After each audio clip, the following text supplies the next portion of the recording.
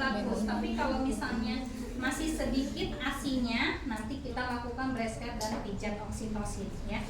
Oke, nah sekarang saya praktekkan dulu yang bedanya aja ya. Tadi secara umum sama, hanya di bagian dada aja pastikan kolostrum atau ASI sudah keluar ya. Selain itu sama. Nah, pada bagian ibu postpartum, cara mengkaji diastasis rectus abdominalis itu adalah dari bagian umbilikus sampai processus sigmoideus. Nih, sampai sini. Kalau ibunya mengandung dua janin atau anak kembar lebih dari satu ya, biasanya akan kita temukan diastasis rectus abdominis. Apa sih diastasis rectus abdominis itu? Peregangan pada abdomen ibu postpartum. Jadi kalau si ibunya janinnya lebih dari satu, biasanya nanti pas kita tekan di bagian sini ya, atau di bagian sini processus, kita tekan misalnya satu jari, misalnya gini, nah masuk, berarti kan tangan kita coba dua jari, masuk nggak? Oh masih masuk nih dua jari, tiga masuk, berarti artinya ada peregangan sekitar 2 cm. Nah biasanya peregangan itu tadi dari umbilikus sampai processus sigmoideus. Misalnya kita anjurkan pasien untuk mengangkat ini, jadi si lehernya giniin ya. Kalau ini nggak bisa ditekuk, jadi kita tekan.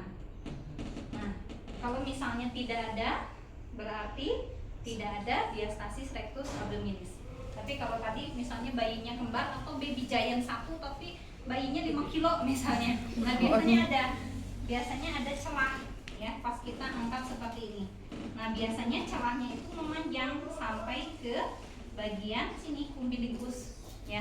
Nah itu nanti akan kembali rapet seiring dengan berjalannya waktu ya. Jadi sekitar 6 minggu lebih ya kalau misalnya ada. Lalu selanjutnya involusi uterus satu lagi ya. Jadi yang beda pada ibu postpartum adalah diastasis rectus abdominalis dan involusi uteri. Nah kalau involusi uteri teman-teman tinggal raba aja seperti ini perutnya. Kalau misalnya teraba keras ya, artinya uterusnya itu diem aja, rahimnya tuh diem aja. Jadi kita harus masase tuh dipijat lembut seperti ini biar apa? Biar otak uterusnya berkontraksi lagi ya.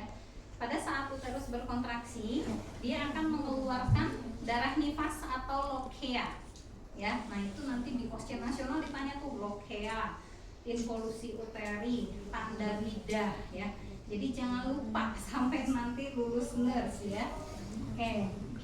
Nah kalau misalnya tadi uterus atau rahimnya teraba keras, lakukan masase biar uterusnya berkontraksi. Jadi kalau pasien melahirkan dia masih merasa mules, itu artinya normal, artinya uterusnya masih berkontraksi. Kalau jantung kan berdenyut, dia memompa darah ke seluruh tubuh. Tapi kalau uterus atau rahim pada ibu postpartum, pada saat dia berdenyut, dia mengeluarkan darah nifas.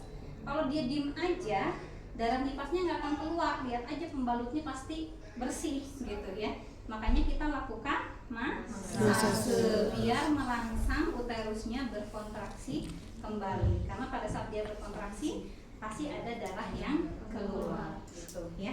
Ajarin juga pasiennya, ibu kalau misalnya perutnya teraba keras ya, ibu lakukan pijatan lembut seperti ini biar darah kotornya keluar gitu ya. Kalau bahasa awam kan lokea teh naon neng, pasti nggak tahu. Jadi darah nifas atau kalau orang awam bilangnya darah kotor gitu ya. Selain itu yang membedakan adalah ini tadi di bagian vaginanya atau vulvanya ya. Nah kemarin di soal pelatihan OSCE saya pas dapatnya nguji yang vulva hygiene, dan di soalnya itu peserta harus mengkaji tanda rida. Nah kalau misalnya ibu melahirkan spontan terus dia ada luka episiotomi, kalau episiotomi itu perineumnya sengaja digunting untuk melebarkan jalan lahir. Tapi kalau ruptur perineumnya robek dengan sendirinya ya. Otomatis kan dia pasti di hecting, dijahit ya. Nah, yang harus kita kaji tadi tanda rida. Nah, saya udah jelasin juga di PPT postpartum, nanti silahkan dicek lagi ya. Jadi teman-teman tuh harus ngejelasin tanda rida itu tanda infeksi. R-nya itu singkatan dari redness. Redness itu ada kemerahan atau tidak pada luka episiotominya ya. Kemudian E-nya edema, ada pembengkakan tidak pada luka episiotominya. Lalu E yang kedua ekimosis, ada kebiruan tidak kayak lebam pada luka episiotominya. Lalu D-nya adalah discharge. Discharge itu ada pengeluaran tidak dari luka jahitannya. Kalau ada, lihat pengeluaran cairannya apakah berwarna bening, merah, atau putih kayak nanah ya. Jadi discharge itu pengeluaran cairan. Lalu A-nya itu adalah approximate ditulisnya. Approximate itu perlekatan jahitannya. Jahitannya merekat tidak, karena pernah ada kejadian ibu postpartum 2 jam setelah melahirkan mau ke kamar mandi kepleset, approximate-nya atau perlekatan jahitannya meregang sehingga harus kita jahit ulang ya. Jadi itu nanti yang harus teman-teman jelaskan. Misalnya tidak ada kemerahan, tidak ada bengkak, tidak ada ekimosis, tidak ada discharge, tidak ada perlekatan jahitan bagus misalnya, atau approximate bagus. Nah, itu yang harus disampaikan ke penguji ya. Kemudian yang selanjutnya lokea ya. Lokeanya warnanya merah terang misalnya. Jadi kalau hari pertama sampai hari ketiga dibuka lagi ya PPT postpartumnya. Hari pertama ketiga itu namanya lokea rubra, warnanya merah terang. Hari keempat sampai hari ketujuh lokea sanguinolenta, warnanya merah kecoklatan. Terus 2 minggu ke atas warnanya kuning ya. Kemudian coklat kekuningan, bukan kuning, coklat kekuningan. Terus kalau udah lewat hari ke-7 sampai ke-14 coklat kekuningan. Kalau udah lewat 2 minggu kuning sampai ada lokea ya.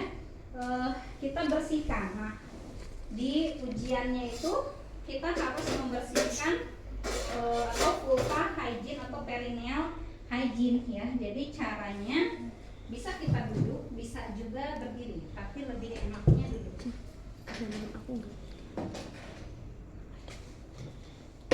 Misalnya ini harus kita bersihkan karena pasien misalnya belum bisa melakukan perawatan diri sendiri ya.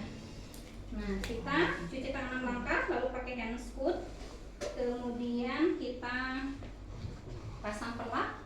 Ibu tolong diangkat bokongnya ya. Oke. Lalu kita dekatkan alat ya. Nah, ini ceritanya udah dikasih Aquabides atau NaCl ya. Kita dekatkan, kemudian kita dekatkan juga bengkok. Nah, atau bisa ini di sini ya. Terus kita duduk, yang nggak kelihatan boleh bergeser ya. Nah, kalau nggak leopard pasti ini pakai. Nah, caranya kita ambil 5 kapas sublimat, 1, 2, 3, 4, 5. Terus kita peras ya. Kita perah. Nah, nanti teman-teman tergantung di ininya ya. Kalau misalnya di bak instrumen sterilnya ada pinset, kita bisa menggunakan pinset. Tapi kalau di bak instrumennya tidak ada pinset, berarti kita boleh pakai ini. Caranya ambil 1, terus lakukan usapan dari labia mayora sampai ke bawah. 1 kapas 1 kali usap. Terus labia mayora kanan dari atas sampai bawah. Lalu nah ini labia minora ya. Labia minora kiri 1 kali usap. Labia minora kanan 1 kali usap. Lalu dari vestibulum sampai ke perineum. Kalau darah nifas kan banyak ya. Jadi nggak mungkin cuma 5 kapas. Jadi lakukan hal yang sama sampai benar-benar bersih, karena kadang ada darahnya yang udah kering tuh. Jadi perlu beberapa kali kapas. Tapi intinya langkahnya seperti tadi ya. Jangan sampai udah 1 kali usap push ini. ke sini ya. Pokoknya 1 kapas 1 kali pulsa ya. Oke, setelah itu kita pakaiin pembalut. Nah, kemarin di OSC, di pelatihan OSC, di sini tuh ada celana dalam sama pembalut.